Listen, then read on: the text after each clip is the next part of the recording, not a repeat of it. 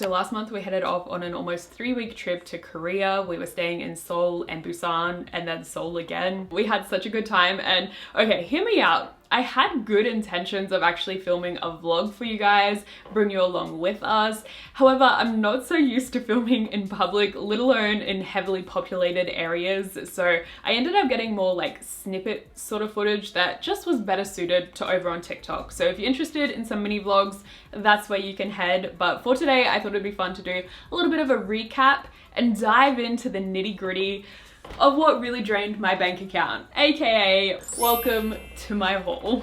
If you're planning a trip to Korea though, don't panic, because I actually found, at least comparatively to Australia, things to be pretty reasonable, especially food and drink and also accommodation. And honestly, even to a certain extent, clothing. Obviously, it wasn't dirt cheap or anything, but for the quality items that I got, I feel like I would have had to have paid way more for the same thing at home. And that's without considering the fact that I wouldn't be able to find at least 85% of this stuff back in Brisbane. But you know, something I did miss from home, watching new episodes of RuPaul's Drag Race every Saturday, which usually I do on Stan. So I'm sure you can imagine my disappointment when this country restriction pops up, but don't worry, I got the last laugh because all I had to do was sign into Surfshark and voila, I'm watching the new episode. So of course, I want to give a quick thank you to today's video sponsor, award-winning VPN, Surfshark. So Surfshark isn't actually just a way to cure your Drag Race figs, but it is a necessity if you're looking to access content from around the world and also protect yourself while you're browsing online. I'm able to quickly and easily change my location settings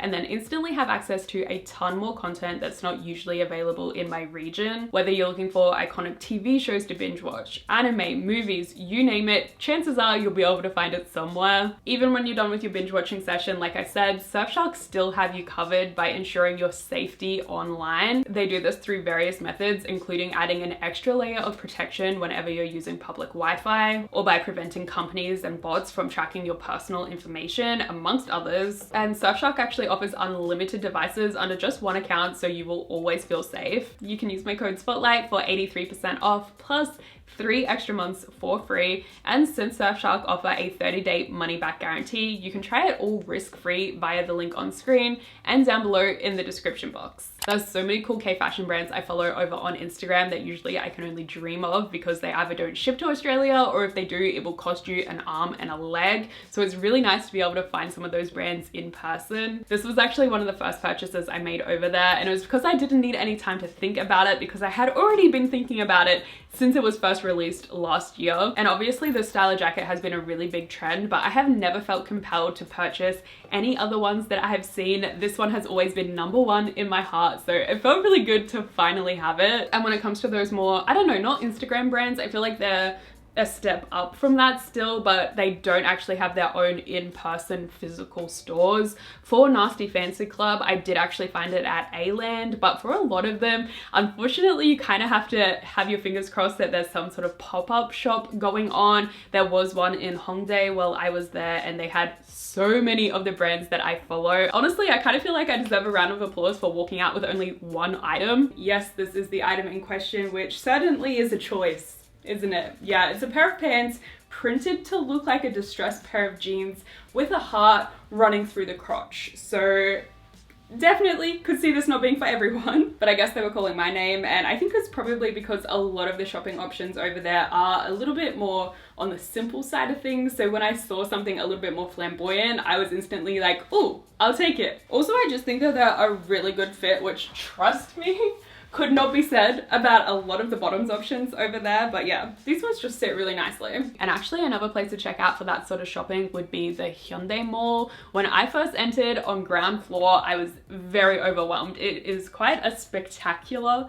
shopping center, and I think it's like 6 or 7 floors up, and it's pretty much all designer. So I was just walking around aimlessly at first, like, I cannot afford anything here. I guess it's nice to window shop. And actually another cool thing is that there's little spots to get like Instagram photos, little selfies, fit pics. And I think they're always rotating through a different pop-up on the very top level. When I went, it was BTS Lego edition. And I think like the week before it was some sort of Asper themed pop-up. So I guess it is worth making your way to the very top. But for me, I found the best shopping was actually if you go go down to the basement levels. I picked up this really cute skirt pant combo from the brand Kirsch. This is a brand that does offer international shipping and I've purchased from multiple times before, but especially when it comes to trousers, I really do prefer to try them on in person, and it was just cool to see how they had their little store set out and everything. And they even gave out a free bouquet of flowers with the purchase. But yeah, I really like the design of the skirt. I can wear it with the pants, switch it out for a different pair, and even wear it on its own. And I thought this particular shade was quite unique and very versatile. Like, it teams up nicely with some other bright colors, but also since it has that more like dusky sort of shade to it, I feel like you could totally make it work with more neutral black and white tones as well. If you're planning to go to Korea and don't currently have Busan in your travel plans, I highly recommend trying to reevaluate that, because I had the most amazing time there. We stayed right on Gwangali Beach in the best Airbnb I have ever booked. The view was incredible. It was surprisingly very spacious. It was in walking distance to public transport and a ton of food options in the area. Seriously, I cannot recommend enough staying in this area specifically. The only thing it doesn't have is a lot of shopping options, but like I said, super easy to jump on the subway, and then I would just head down to, excuse my pronunciation, Jempo and Seongmyeon. The underground mall at that station was really good. I picked up a couple of things. There's also a few vintage stores scattered around the place, as well as just a lot of regular shops, whether it was for clothing or things like cute stationery. I was actually influenced to buy this sweater in real time. I literally saw someone wearing it on the street like a couple of days before I saw it in the underground mall and was like, sold. I have to have it, and it was the last one they had in this color. They actually had to take it off the mannequin for me. I am aware of the fact that it's kind of giving 2014 with the lace-up detail, but you know what? I like it. Same underground, different store. I got another one of these like sleeve tie-up sort of situations. This one's a really lightweight lace option though, which I think is honestly the perfect buy for me, because I don't know if you've noticed this, but I have the need to add an extra layer to literally every single outfit, and since it is pretty warm majority of the time here in Brisbane, that can be hard to pull off. So I think this is going to come in handy a lot of the time, and teamed with my favorite lace socks, I feel like it just becomes the perfect combination to sprinkle a little bit more of a girly element to any of my outfits. I'm officially obsessed with this vintage denim skirt. It kind of reminds me of the really popular star one from Striker Pose. This obviously has a little flower detail instead, and I actually prefer it being more of an A-line shape as opposed to a bit more of a mermaid fishtail. I just find these more comfortable. There's just no better feeling than thrifting a trend that you really love. So finally you get to participate in it, but on the other hand, you also don't have to be fearful of being caught up in like a who wore it better situation, because it's something a little bit more unique. Listen, me personally would typically consider myself more of a Taeyong, Yuta coded girly, but cannot deny that everyone has wanted to be a Johnny girl at one point or another. But seriously, come on, this jacket is so sick. I could not believe my luck when I found it, and I actually spotted it on the rack. You could just see the pink sleeve peeking out, and I was like, ooh, that has potential, but the store was currently closed, so I came back the next day and I couldn't believe it actually was indeed a gem. It's giving 2000s it girl. I could have totally seen them styling Devon Aoki in something like this in Fast and the Furious. And yes, you best believe if NCT ever actually do come to Australia, I will be Johnny biased for the night. We're just jumping from one elite purchase to another, because please look at the most adorable My Melody mini suitcase that I literally got from the 7-Eleven. The 7-Eleven. Never in my life have I felt like that girl. Like, that's just not really me, but I kid you not, walking through the airport with this will do it to you, because so many people spot it and start talking amongst themselves about it, and I was like, yep, that's right. But let me show you what's inside, which is my biggest purchase from the entire trip. I dropped so much cash at Artbox. Majority of it was just cute stationery to decorate K-pop photo cards with, because it's really hard to come by that sort of stuff over here. At this point, I'm probably going to be able to sleeve every single photo card I own. And also, to be fair, this is only about half of it, because I decided to double up and pretty much get one of everything for my friend Savannah as well. Also mixed in here is a few things from Daiso and also the Sanrio Lovers Club store. And then on the other side of the suitcase, I have some things I picked up from the bead market for some jewelry making and also the phone case decorating, plus a few anime related goodies, used, but I'll probably do a separate TikTok on that and like the stuff I got from Pop Mart. As you may know, there's a lot of shopping to be done in Hongdae, which is where we were staying when we came back to Seoul. Like, you could go days and days without even having to get on a train. There is so much to do. And actually, can I just recommend downloading Naver Maps before your trip and favoriting every single recommendation you have saved on either Instagram or TikTok. It will make your life so much easier. Future you will be very thankful, trust me. This definitely helped me finding these popular stores that aren't situated just on the main couple of streets. For example, Gentle Monster. I am still contemplating whether or not I should purchase these glasses. I got this sweatshirt from What It Isn't, which is I guess like a popular streetwear sort of brand, and obviously it's super plain, but it was just really cozy and I loved the choice of font on the front. I feel like that really makes it. And actually I ended up getting changed and wearing it the same day I bought it, which turned out to be one of my favorite outfits of the entire trip. And then kind of on the opposite end of Hongdae and to the left, I think the suburb is called Yeonnam. And honestly, if I was going back to Korea, I think I would look for accommodation in this area instead, because obviously it's still so close to all of the happenings, but it's just a little bit more chill. Like, it's like a cafe sort of vibe and just not as crowded. I really liked it in this area. I can't actually remember the name of the store, but I know I have footage of it. It stocked a bunch of different brands, but I could not walk out without this jersey. And trust me, I had to hold back a lot. There was a lot of jersey options over there, but this one in particular, for any wrestling fans out there, it was very much giving me like old school John Cena, which I think is why I couldn't leave without it, because it was just too nostalgic to me. And I do also really love this color combo. But if you don't want to take that advice and you're just heading to that main strip in Hongdae along with every other man and his dog between the hours of 7 and 10 p.m, I do have two store recommendations, because a lot of the shops stock very similar items, but these two just felt like they were giving a little bit more, you know, and that was Market A and Miro Miro. The cargo pants, parachute pants trend was definitely still going strong throughout all of the stores in Hongdae,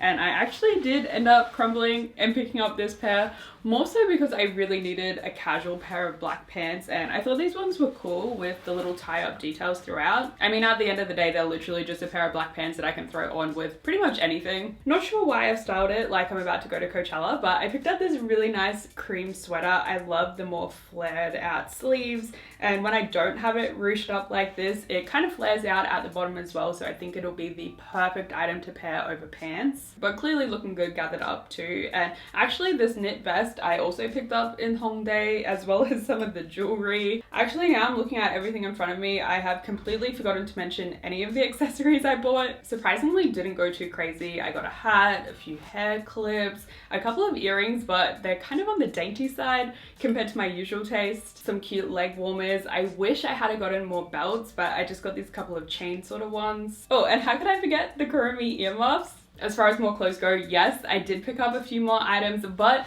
I'm going to save them for a future video, because I'm thinking of doing recreating outfits I saw in Korea, because I got a lot of footage of the mannequins. I guess this is more so clothing adjacent, but I had to share these pajamas because they're literally the cutest things I have ever seen. Obviously from Cacao Friends with a peach and also the little strawberries. I don't know, the color combo, everything just felt like the perfect springtime pajamas. And I was actually kind of surprised how good the selection was at Cacao Friends. Last time around I felt like Line Friends had the upper hand, but seriously they need to step their game up, because I could barely find anything I wanted there this time. All I got were these little BT21 keychains. I feel like they kind of just rest on the fact that they have BT21 and don't try and come up with like cute, unique new concepts. I was actually shocked how many vintage stores had seemingly popped up since the last time I was there back in 2019. But once again, a lot of them are stocking very similar items. So after a while, you're kind of getting sick of flicking through the same stuff, unless of course this is very much your style, in which case you are in for a field day. There were some cool ones that stocked more brand names like Vivienne Westwood, Hysteric Glamour, but I feel like in the back of my head I was like, these were probably sourced from Japan and the prices were probably better in Japan, so I didn't really want to part way with that sort of money. And you know how you kind of get like thrifting fatigue at that point when you've just been unsuccessful all day? I was ready to give up, and Sam was like, oh, we haven't checked out this one. It was 4th floor vintage, so it looked really big. I was kind of sus on it, but I was pleasantly very surprised because they actually had a more unique selection, at least on the bottom floor they did, which is actually where I ended up getting this cute little slip top that I'm wearing at the moment. I also got this kind of bohemian dress with this ribbed knit up the top going into the crochet at the bottom, and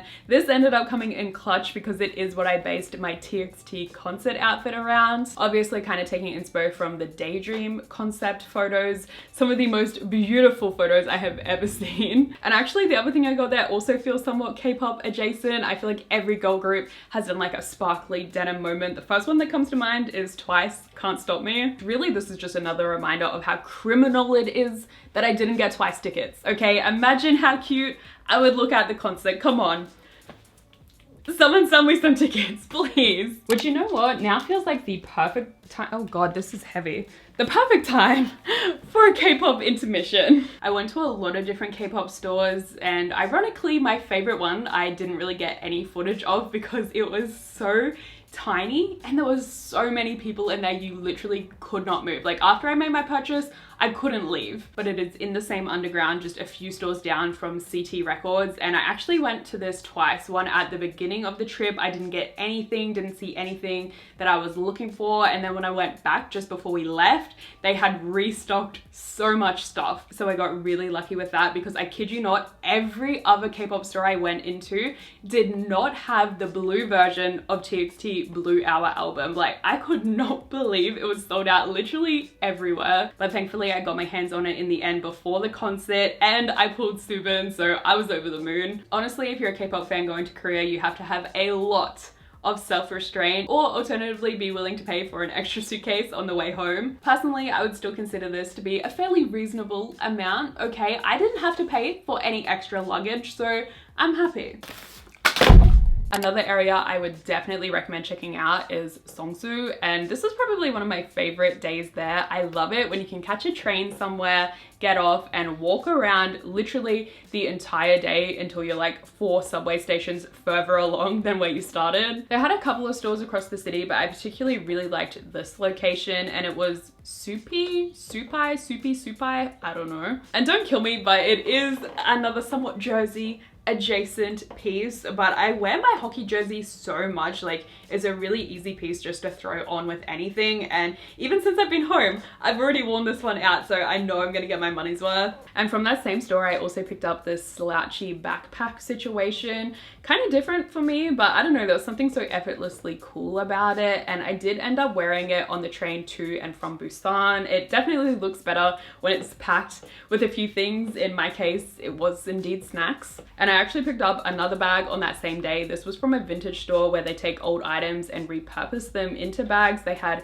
so many different options for different brands, different colorways, different accessories, but I was really drawn to the white trim against this darker burgundy shade, and I liked the fact that it was such a clean logo on the front, but then on the back you also had a bit of a busier option as well. I feel like this video has been going for more than long enough. Anything that I still haven't shown you'll be able to see over on my TikTok anyway, so I'll leave that linked as well as my Instagram. I've been trying to post a little bit more frequently, and I am sorry that this wasn't a vlog, but hopefully this was like the next best thing. Let me know which pickups you think were the best, and of course don't forget to check out today's video sponsor, Surfshark. Thank you once again for sponsoring today's video, and hopefully I'll see you guys really soon. Actually, I know I'll see you really soon because I have my color analysis video coming out next, so bye.